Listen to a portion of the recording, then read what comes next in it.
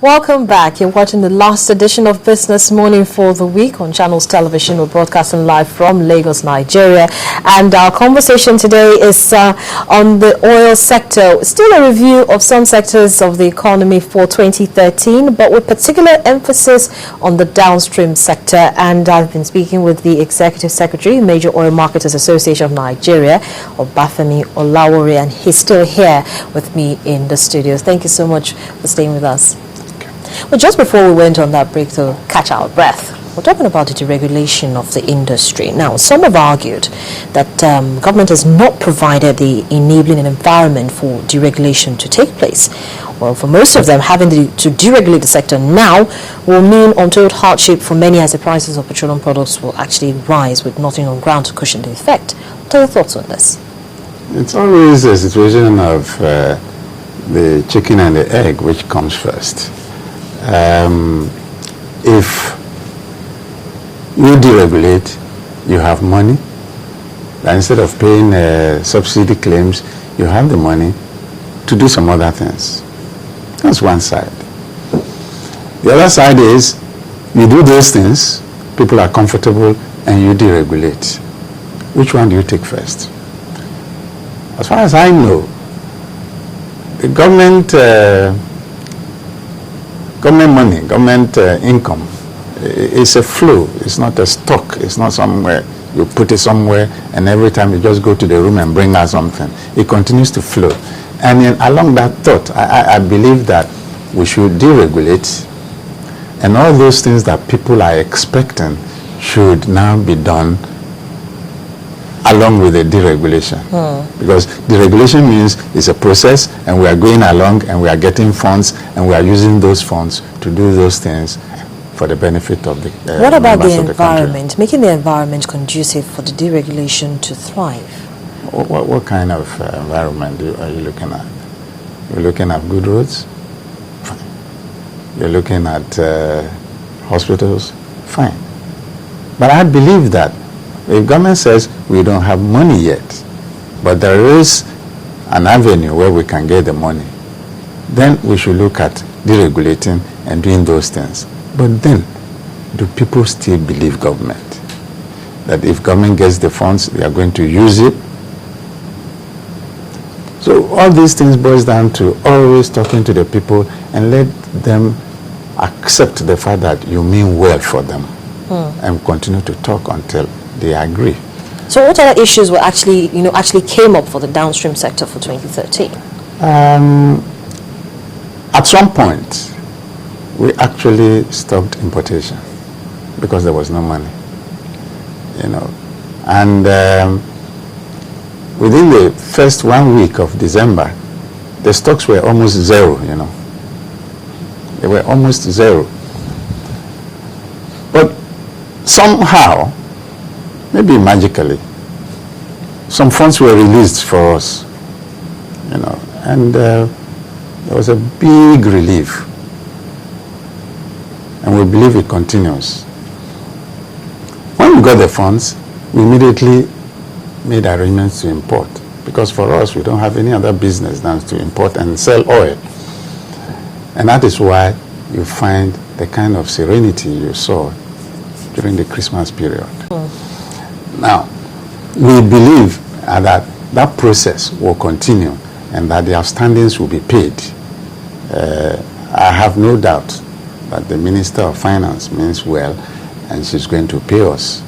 So apart from the issue of funds, what other issues actually came up? The other issues were, I think PPMC also should be commended, because I don't know the magic, but the level of vandalism, pipeline vandalism, actually reduced.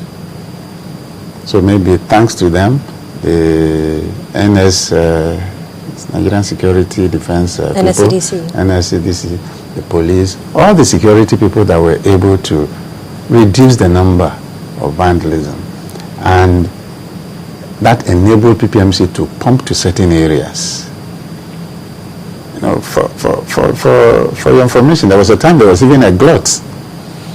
There was a glut because there was product in the north, So people in the north that come to the south for bridging of products were not coming in the numbers they used to come.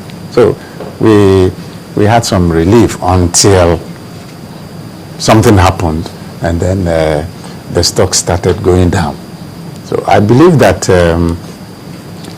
the main issue is we didn't have funds early enough, and we hope that this year we'll get the funds to do the job that we know how to do. Okay, but last year at the Oil Trading Logistic Expo that was actually held in Lagos, the Senate President David Mark said Nigeria's downstream sector is quite profitable, and just to quote him, he said it will remain profitable only if operators are efficient middlemen, or at the very best strategic main traders by importing products and selling at the margin.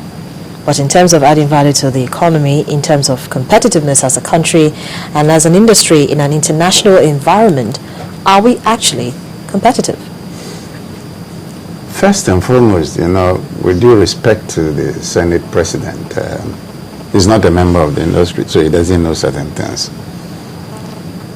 The margin for marketers, the margin has remained stagnant for close to almost getting to 10 years. Why has it remained stagnant? And because the whole is a regulated market, so somebody decides how much you should sell and how much you should take home.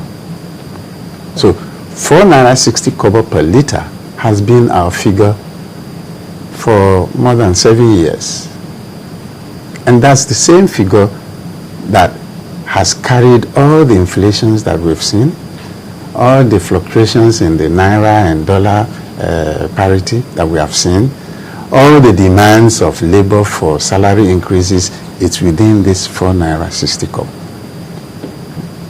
And there are a lot of our equipment that have foreign exchange component. Most of the things you see at the petrol stations, they are imported. And it's still 4.60 naira. So for us, it is potentially very profitable. But for now, the margins are so tight that by the time you remove all the inflation and everything, what the average marketer takes home is not more than a naira 20 kobo. So there's no way that the sector can become more competitive, especially in an international environment, going by this market. No, you can't be competitive when even the environment that is to be created by government is not there for you to become competitive. If you rest on importation alone, what are you going to do? The only thing that you have to play with is when you bring it into your tanks, you will now look at the logistics of distribution and how to just, but there's not much. Yeah, let's look at the regulation. So the challenge actually, the second challenge actually in 2013 was actually lack of adequate margin for all the operators. So apart from finance, there was lack of adequate margin. Yes, exactly. Okay, now let's look at another issue that has been on the front burner for a very long time, and that's the issue of the Petroleum Industry Bill. It's supposed to provide, to hold a key rather to a transparent regulatory framework, but till now as we speak, that's one bill that really hasn't seen the light of day. Why is there so much delay? Is it that the legislators are not, liaising enough with those in the industry to understand what the challenges, what the peculiarities are, to ensure that when that bill eventually gets passed into law, nobody will be shortchanged? You see, the interesting thing about PIB is it devotes about 80% of the pages to the upstream and less to the downstream. And downstream is the most troublesome part of the industry. And for us in the downstream, and I'm not going to pretend I'm an expert in the upstream, so I'm not going to go there. For us in the downstream, I believe all issues have been tackled to a very large extent in the bill, and it should be passed immediately. Why it is not passed, I don't know, but I think it's mainly due to issues in the upstream. In the downstream, we don't have so many issues with the PIB. So for us, it should be passed, and passed immediately, because once it is passed, there are certain things in the sector that will automatically either fizzle out or just correct itself. Yeah. Because you're looking at that bill now, one wonders if there are enough strategies that will encourage indigenous sustainability even after the passage of the petroleum industry bill. Yes, and I think the few occasions I've been lucky to be at fora where the issues are discussed, I hear great Nigerian minds talking in the upstream, talking about some of the issues that they believe could be tackled to enable the indigenous players do what they should supposed to do. Yeah, but I believe somebody is either not ready to listen to them, or they themselves are not making themselves very clear, or just that it is not yet time. But it's not yet time. But no, I mean, I'm saying that in my own sector it is time. Okay, in the upstream, I must confess, I don't know much about it. Okay. And even what I know, I want to just keep it for now, so that the real experts in the upstream can talk about it. So, restricting ourselves to the downstream, everything is fine. We want to go see the bill passed immediately. Yeah. So going forward, how can we get it right? We can get it right first. The whole process should start with government again. Government must demonstrate that they have the will to do certain things. Somebody told me the other day that the big players in the upstream, when they sneeze, somebody catches cold somewhere, and therefore that is what is causing the delay. And I believe the government is a government. If it means biting the bullet, why not? At a point, some actions that may not be popular but are necessary should be taken. Because at the end of the day, whatever gains that will come out of the PIB should be for the common man. Or the deregulation of the industry. Or the deregulation of the industry. And there are no two ways about it. Deregulation is the way. Government should deregulate. The unions must agree.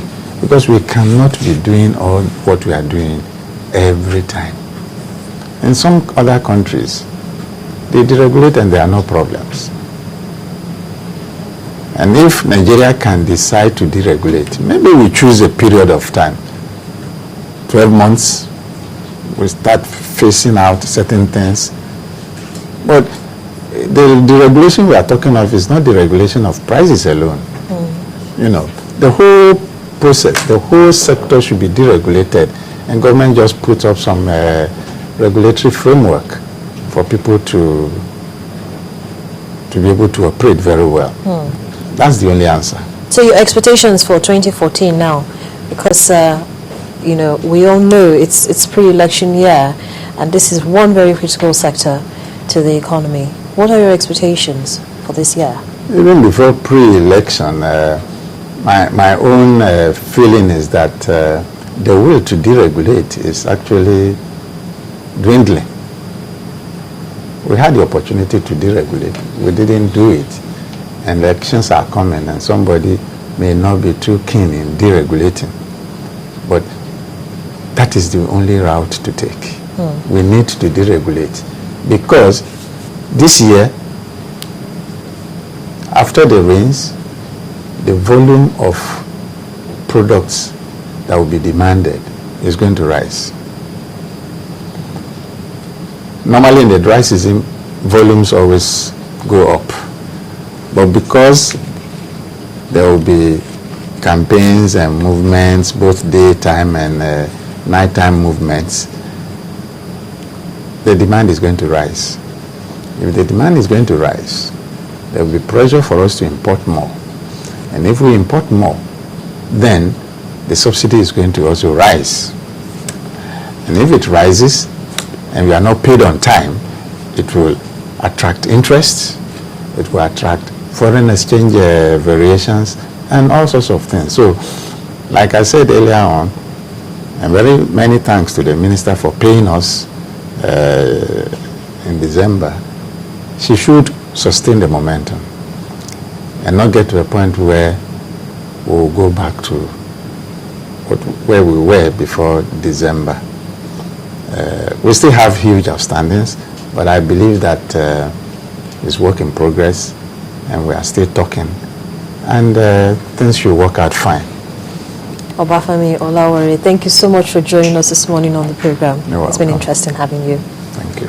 Well, I've been speaking with the Executive Secretary, Major Oil Marketers Association of Nigeria, Obafemi Olawore, and we've been reviewing the oil and gas industry for 2013, particular focus on the downstream oil sector. And well, we're very optimistic, and as he said, only with the deregulation of the industry, the prompt passage of the Petroleum Industry Bill, and of course prompt payment of subsidy funds will ensure that the marketers stay happy. And if the marketers stay happy, of course, the public will also be happy. But that's the program for today. Thank you so much for being a part of it.